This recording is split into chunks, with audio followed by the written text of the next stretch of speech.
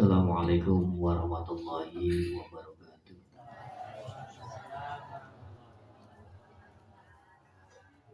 Alhamdulillah, alhamdulillahilladzi arsala bil huda wa dinil haq. Asyhadu an la ilaha illallah wa asyhadu anna Muhammadan abduhu wa rasuluh. Allahumma shalli ala sayyidina Muhammad wa ala ali sayyidina Muhammad. Kama shallaita ala Ibrahim wa ala ali Ibrahim wa barik ala sayyidina Muhammad fil alamin innaka Hamidum Majid. Allahumma ya Allah bi barakati ilmi bi syafaatin nabi bi asri ummati Rasulillah sallallahu alaihi wasallam. Puja dan syukur hanya milik Allah Subhanahu wa taala. Salawat dan salam marilah kita aturkan pada junjungan kita, nabi besar kita, panutan kita, Habibana wa Nabiyana Muhammad sallallahu alaihi wasallam. Mudah-mudahan keberkahan syafaatnya terlimpah curahkan pada keluarganya, para sahabatnya, para pewarisnya, para pengikut-pengikutnya. Wabil khusus kita yang berkumpul di sini maupun saudara kita, keturunan kita yang tidak bisa berkumpul.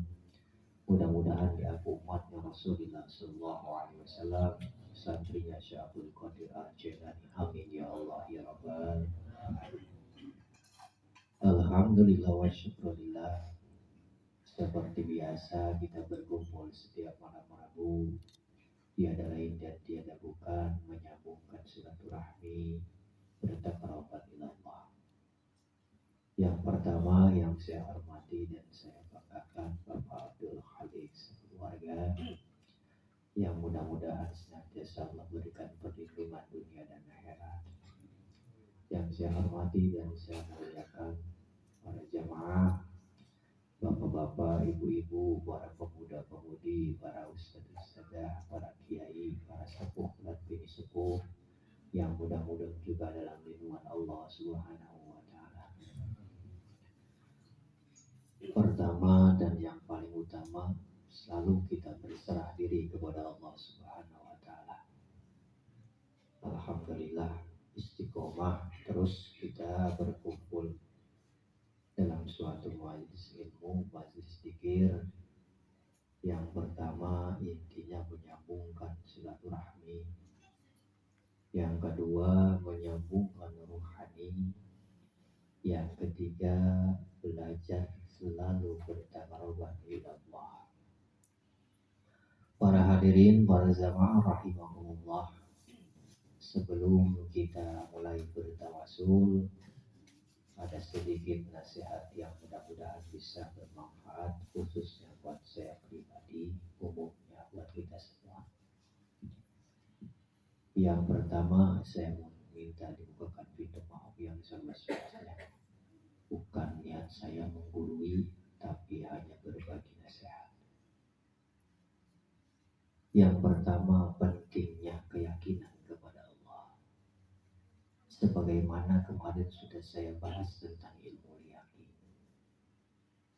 Dan yang kedua, pentingnya kepasrahan diri kepada Allah Subhanahu wa taala. Mulai kita berjalan dari alam jasmani kepada alam rohani. Karena selama ini kita hidupnya di alam jasmani, makanya ibadahnya kadang-kadang tidak ada enak-enaknya. Ibadahnya kadang-kadang terpaksa. Ibadahnya kadang-kadang ngawur. Ibadahnya kadang-kadang tidak bisa fokus kepada Allah. Karena kita masih terbelenggu, masih terpenjara di dalam jasad. Seperti burung yang ada di dalam sangkar. Burung di dalam sangkar ya tidak bisa kemana-mana, hanya di dalam sangkar saja. Jadi hanya sebatas lingkup di dalam saja. Ia tidak bisa menikmati makanan yang ada di gunung, makanan yang di laut, makanan yang di mana-mana karena terbelenggu. Begitupun dengan manusia.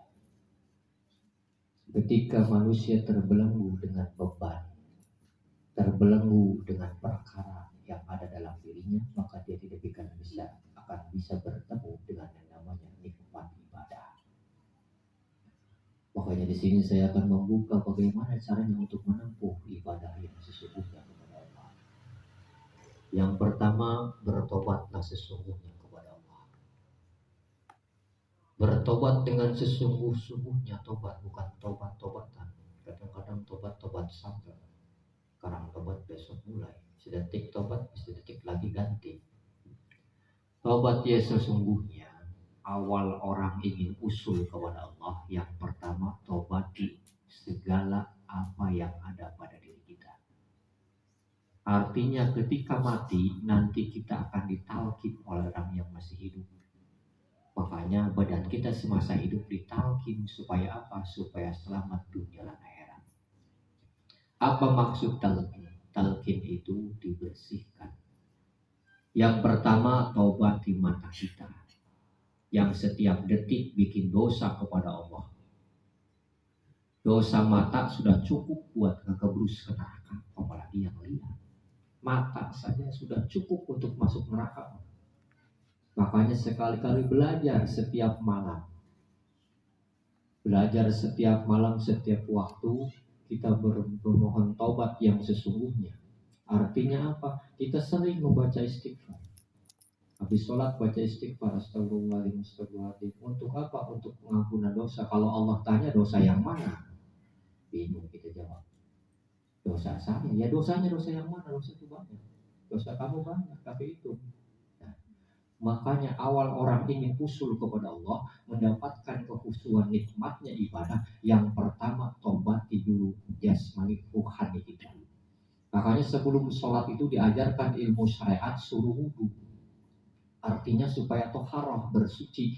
Ketika ingin bertemu yang maha suci, maka sucikanlah diri kita dengan bertobat sesungguhnya kepada Allah.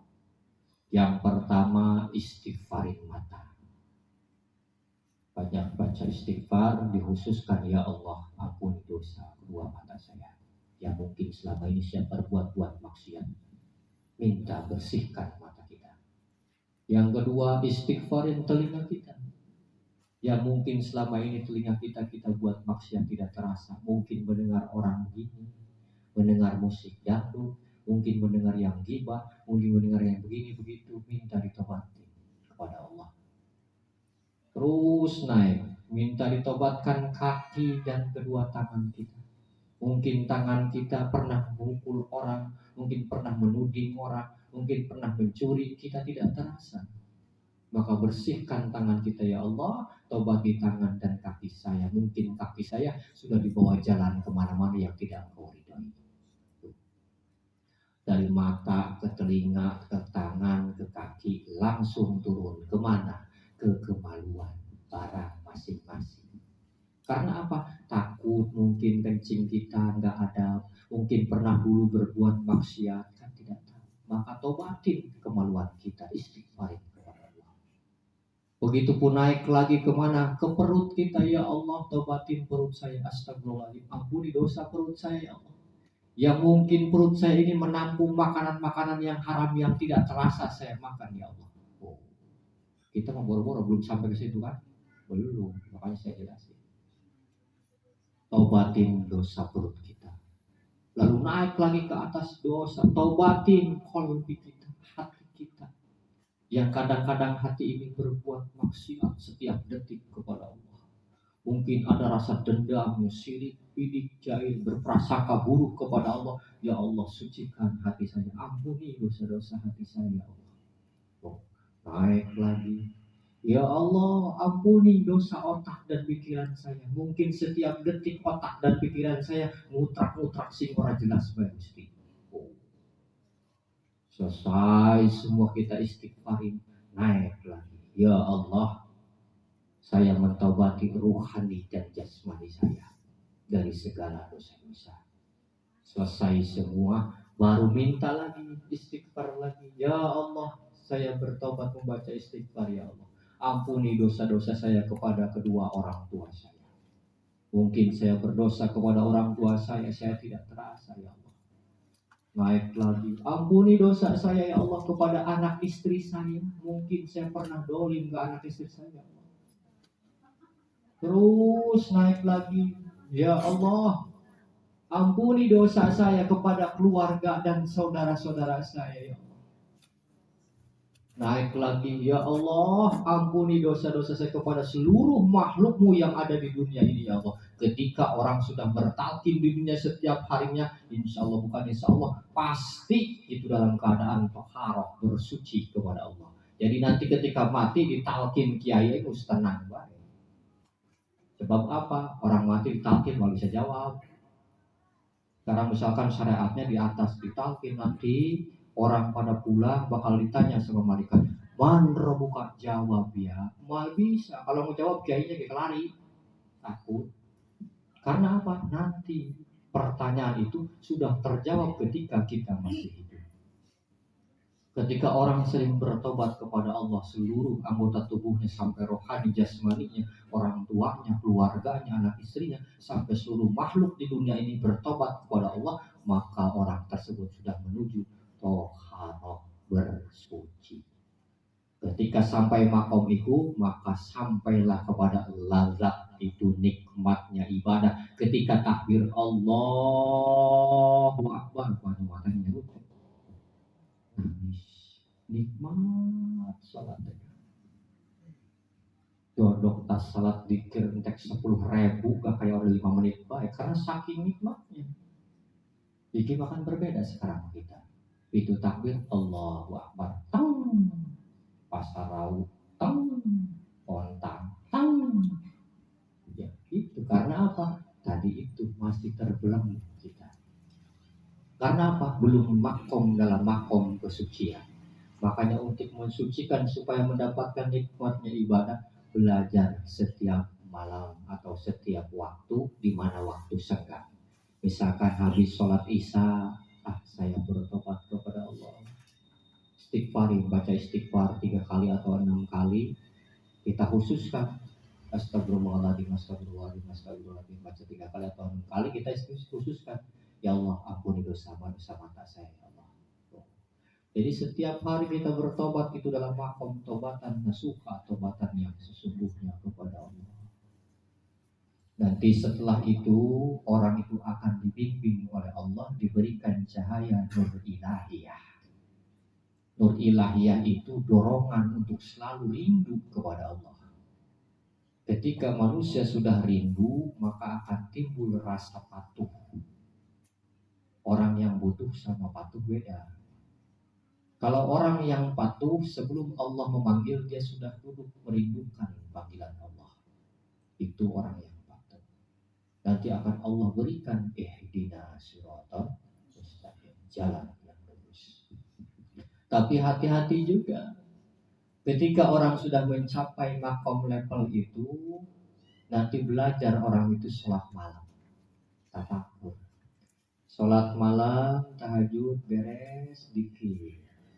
Mulai ku usul zikir la ilaha illallah. Nah, nanti Allah akan tunjukkan beraneka ragam nafsu yang ada pada diri kita. Biasanya beberapa orang bangun malam itu yang pertama kadang-kadang merinding. Enggak merinding, hawanya menakutkan. Beres pasti kuat menakutkan, kadang-kadang ada bayangan klebat. Kadang-kadang diganggu. Kadang-kadang ada si pocong, ada si kunti. Kadang-kadang, bahkan itu bukan setan. Itu sesungguhnya adalah wujud nafsu yang ada pada diri kita yang Allah wujudkan ketika kita melawannya. Artinya orang setiap bangun malam itu sedang belajar untuk melawan hawa nafsu. Apa artinya nafsu apa? Terutama nafsu mata. Karena tabiat manusia itu pengennya yang enak-enak. Contoh tabiat mata. Kalau melihat orang jelek nggak mau matanya, pengen ngelihatnya yang ayu-ayu kayak. Begitupun dengan telinga, tabiat telinga. Tabiat telinga kalau mau denger yang nggak enak nggak mau, pusing. Tapi kalau mau denger yang enak-enak, telinga.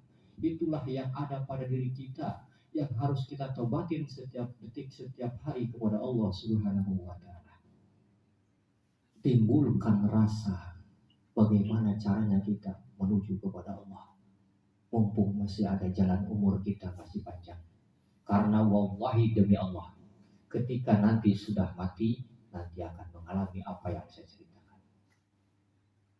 Banyak orang yang sudah mati-matinya gentayangan. Karena apa? Hidupnya dalam keberatan, hidupnya dalam tidak beriman kepada Allah. Ciri-ciri orang yang tidak mau ibadah itu berarti Allahnya tidak mau bertemu. Contoh orang susah sholat berat, berarti Allahnya sudah nggak mau bertemu. Itu. Karena apa? Sejatinya manusia itu di dunia ini seperti wayang. Hanya izin Allah. Berangkatnya dari sana datang ke sini, duduk di sini, itu geraknya Allah. Ketika tangannya mengangkat mohon doa kepada Allah, itu hanya kuasa Allah. Dan ketika ucapan-ucapan doanya minta kepada Allah, itu sudah hanya Allah yang memberikan suara. Jadi tugas kita mah yakin, hakun yakin. Makanya kalau saya ajarkan, setiap segala perbuatan kita, berdoa maupun ibadah, jangan pernah ragu-ragu. Tancapkan di dalam hati. Makanya belajar untuk bertobat sesungguhnya. Satu, ketika orang sudah dalam makom kesucian, maka akan menuju kepada yang maha suci.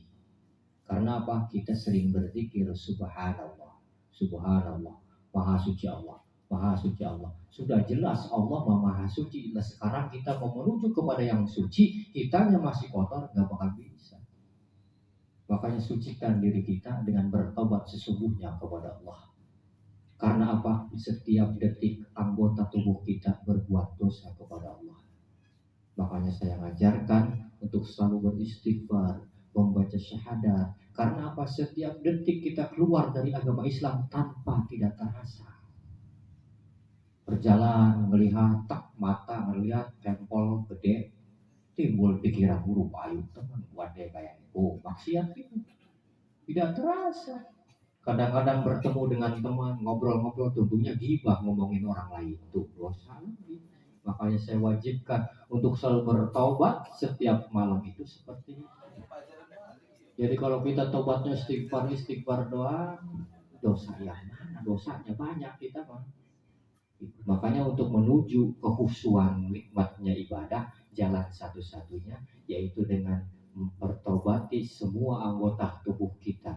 Dari darah sampai daging, sampai ruhani, sampai hati, sampai otak, pikiran, semua kita tobatin kepada Allah Subhanahu wa Ta'ala. Mungkin itu saja yang dapat saya sampaikan. Mudah-mudahan kita bisa menjalankan dalam kehidupan kita sehari-hari dan mudah-mudahan bisa diamalkan dalam kehidupan kita setiap saat. Marilah kita bersolawat kepada Nabiullah Muhammad SAW. Mudah-mudahan kita bersolawat kepada Nabi Muhammad. Jadi aku umatnya Rasulullah, santrinya Syabul Qadir Al-Jailani. Amin ya Allah ya Rabbal. Dan saya sekali lagi pengumuman ini, ketika ada yang menyebutkan nama Nabi Muhammad atau bersolawat kepada Nabi, gunakan adabiahnya. Kadang-kadang ini mah ada orang baca salawat di jojong, liwat-liwat, loyang-loyong, ada yang kegerentung saja. Ya, penghormatan kita sebagai hamba Allah yang beriman, ya. Jadi kanjeng Nabi itu mulia, supaya sanad apa yang kita baca itu sambung kepada Nabi Muhammad SAW. Jadi kalau sudah mulai jangan sampai ngobrol, ya. Nanti kalau sudah selesai nggak apa-apa.